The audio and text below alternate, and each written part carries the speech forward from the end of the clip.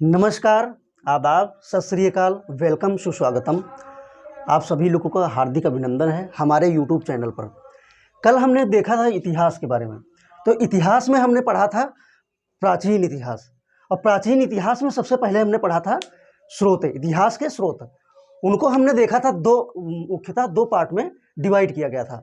तो पहला था जो है साहित्यिक स्रोत, ठीक है, जो कि लिखित थे, और दूसरा देखा था हमने पुरातात्विक स्रोत। अब पुरातात्विक स्रोत वो थे जो मानव द्वारा निर्मित थे, लेकिन जो जो हमने देखा था साहित्यिक स्रोत वो लिखित थे।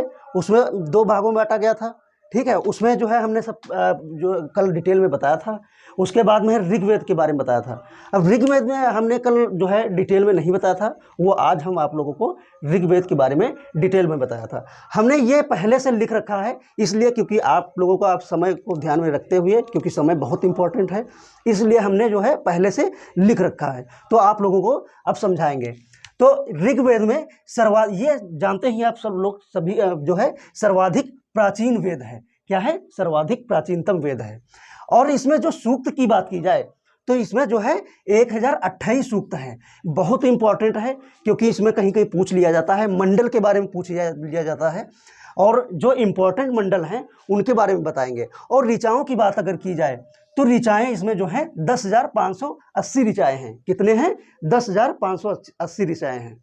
तो साथ साथ में आप लोग जो है नोट करते रहिएगा, क्योंकि बहुत इंपॉर्टेंट है। और आप लोग अगर यहाँ से अगर देखते चलेंगे, ठीक है, क्योंकि ये इतिहास के स्रोत हैं, तो हम इतिहास के स्रोत बता रहे हैं, इसलिए हम कह रहे थे कि साथ साथ में आप लोग नोटबुक जरूर रखें और नोट करते रहें। तो अगर मंडल की बात की जाए तो इसमें मंडल कितने हैं? 10 मंडल हैं। कितने मंडल हैं? 10 मंडल हैं। और अष्टक की बात की जाए तो इसमें 8 अष्टक हैं। समझ रहे हैं? तो 8 अष्टक हैं। अब इसमें जो है दूसरा व सातवां मंडल, ये सर्वाधिक प्राचीन मंडल है। समझ रहे हैं? ये सबसे प्राचीनतम मंडल है, बहुत इंपॉर्टेंट है, ठीक है। इसको इंपॉर्टेंट मार्क कर लीजिए आप लोग। और जो पहला व 10वां मंडल है, पहला और 10वां मंडल है, ये सर्वाधिक नवीनतम मंडल है, ठीक है। और इसका 9वां मंडल जो होता है, 9वां मंडल, तो ये सोम को समर्पित है। अब सोम का मतलब आप लोग जो है जानते होंगे, ये एक प्रकार की वनस्पति थी, ठीक है, एक प्रकार की वनस्पति है। तो अब ये हम देखते हैं 10वें मंडल। 10वें मंडल में पुरुष सूक्त की व्याख्या की गई है। पुरुष सूक्त में जो है ये शूद्रों का वर्णन सबसे ज्यादा किया गया है। पुरुष सूक्त में शूद्रों का वर्णन किया गया है।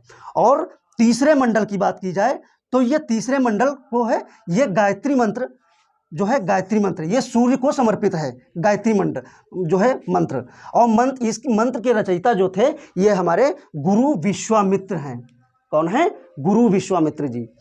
और ईश्वर महिमा का इसमें सबसे ज्यादा वर्णन किया गया है। इसमें ऋग्वेद में सबसे ज्यादा ईश्वर महिमा का वर्णन किया गया है। अगर गोत्र की बात की जाए, मोस्ट इंपॉर्टेंट है ये, इस पर मोस्ट इंपॉर्टेंट लगा लीजिए, ठीक है, और लिख लीजिए। अगर गोत्र का उल्लेख किया जाए, मतलब अगर पूछा जाए, उसमें कहीं कहीं क्वेश्चन पूछ लेते हैं कि अगर गोत्र का सर्वप्रथम कहाँ पर उल्लेख किया गया था, तो ये सबसे पहले ऋग्वेद में ही उल्लेख किया गया था।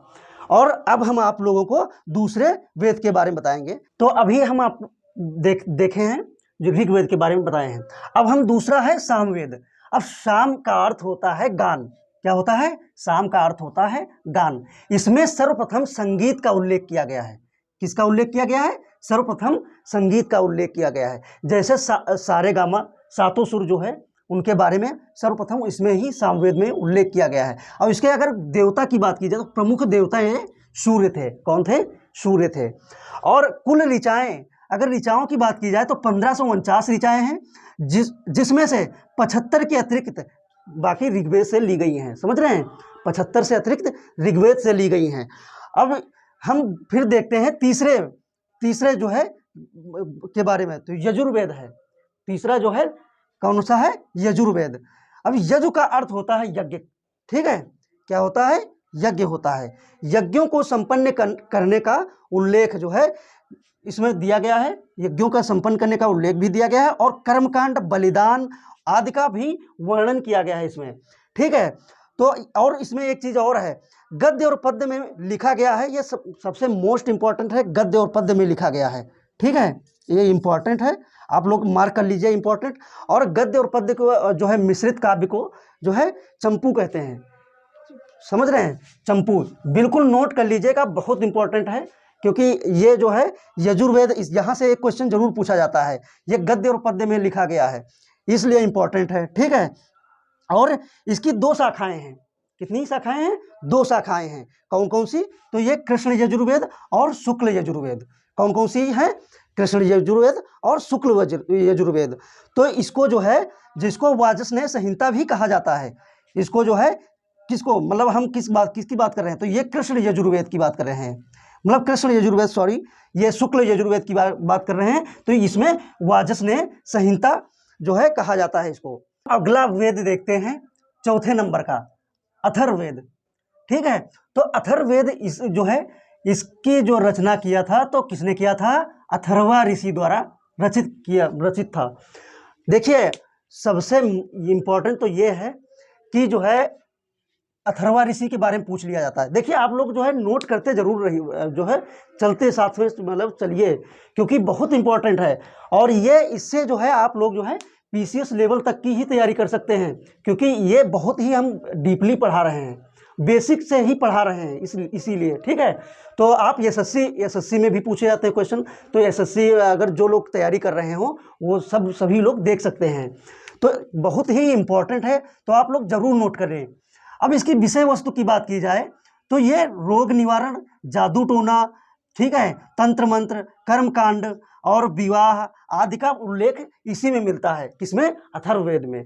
तो जो है, और अथर्ववेद में परीक्षित को जो है परीक्षित को जानते ही हैं, परीक्षित को जो है कुरुओं का राजा कहा जाता है, किसको, कुरुओं का राजा कहा जाता था। अब कुरु देश का मतलब होता है, कुरु देश का वर्णन सर्वप्रथम इसमें ही वर्णित है, समझ रहे हैं।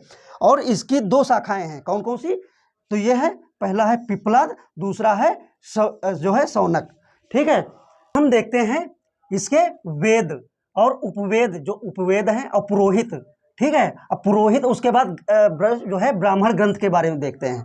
तो इसमें जो है सबसे पहले है ऋग्वेद, ऋग्वेद आता है। तो ऋग्वेद के जो उपवेद हैं वो आयुर्वेद हैं, कौन सा है, आयुर्वेद। और पुरोहित जो थे, तो ये होता है, पुरोहित होता।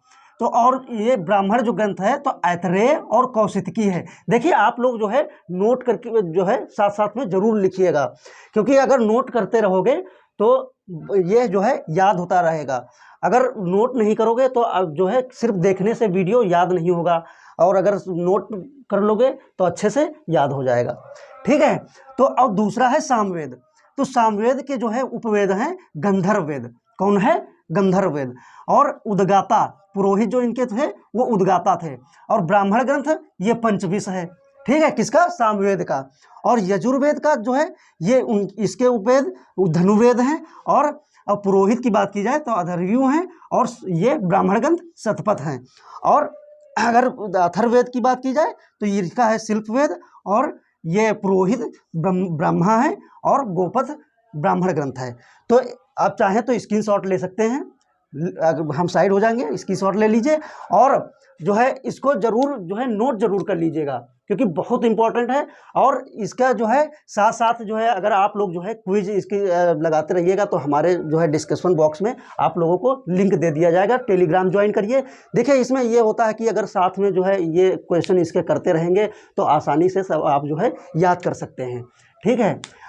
तो ये बहुत इंपॉर्टेंट है, 1-2 बार ज़रूर देख लें। तो कैसी लगी हमारी ये वीडियो, अगर अच्छी लगी हो तो लाइक और कमेंट जरूर करें। डिस्क्रिप्शन बॉक्स में मतलब जो है जो लिंक है वो ज्वाइन जरूर करें, और साथ साथ में जो है ज़रूर क्विज करते रहिएगा, ठीक है। और जैसी कोई भी क्वेरी है तो ज़रूर बताएं हमें, ठीक है। और सब्सक्राइब अवश्य करिएगा, ज़रूर। धन्यवाद।